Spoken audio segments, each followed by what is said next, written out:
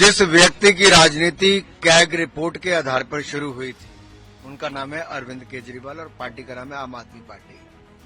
वो स्वयं अपनी जवाबदेही से भागते रहे, न जनता को जवाब दिया, न मीडिया को दिया, और जब कैग की रिपोर्ट आई तो विधानसभा में भी जवाब देने से भागते रहे। हमने देखा कि केंद्र सरकार में नरेंद्र मोदी ने भी पूरी तरह से डिस्टर्ब किया और राज्य में यहाँ अरविंद केजरीवाल की सरकार ने भी किया।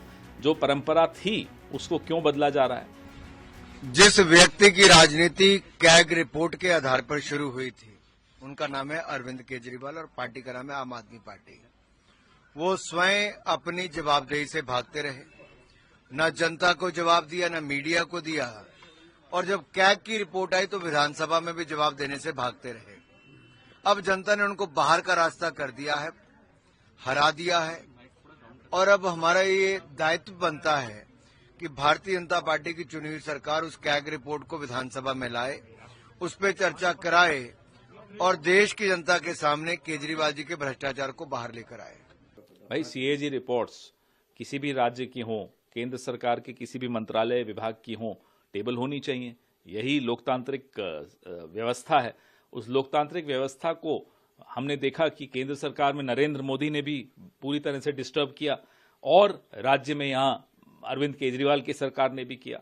जो परंपरा थी उसको क्यों बदला जा रहा है? हमारे वक्त सीएजी रिपोर्ट्स टेबल होती थी, लगातार होती थी। उस वक्त की संख्या सीएजी रिपोर्ट्स की और आज की संख्या सीएजी रिपोर्ट्स में भारी कम हो गया है। क्यों हुई है कमी? वो क्यों आई है? ये बताता है कि इनका लोकतंत्र पर से विश्वास न नरेंद्र मोदी का है, न उनके छोटे भाई अरविंद केजरीवाल का है। तो आपको कोई उम्मीद है? भाई, सीएजी रिपोर्ट्स पे चर्चा तो हो, चर्चा ही ना हो, टेबल ही ना हो, लोगों को पता ही ना चले, ये क्या मतलब हुआ? आज से दिल्ली की विधानसभा का जो सत्र प्रारंभ हो रहा है, सही मायनों में दिल्ली में सच्ची लोकतंत्र की बहाली का ये दिन है। पिछले 10 सालों में इस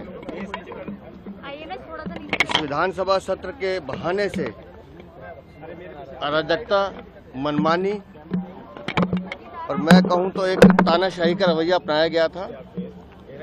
लोकतंत्र की सबसे बड़ी ताकत होती है सार्थक बहस, और मुझे उम्मीद है कि अब दिल्ली की मुख्यमंत्री श्रीमती रेखा गुप्ता के नेतृत्व में सही मायनों में इस विधानसभा में सार्थक बहस भी होगी और दिल्ली के विकास को लेकर चिंता भी होगी।